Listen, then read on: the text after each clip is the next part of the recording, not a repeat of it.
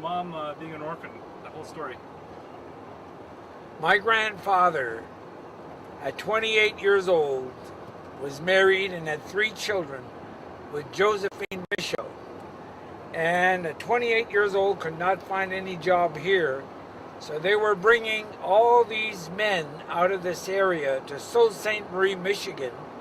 And he went to cut wood over there. After 3 days, he got an accident. A limb from a tree went through his head, and they brought him back home dead on the train to Baker Lake. They brought him from Baker Lake and had his funeral here. Then my mother and my Aunt Annabelle and Uncle Ulysses were put in an orphan home here in Wallagrass. And my grandmother went away to school to get her teaching degree.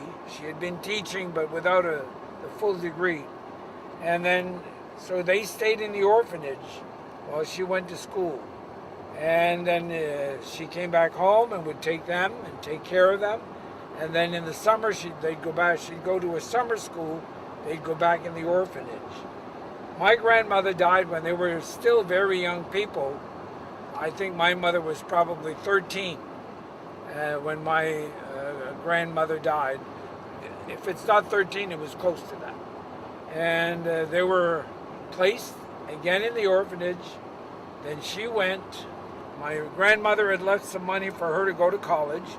She went and got her certified to teach, and at the age of 18 began teaching in an all-grade school.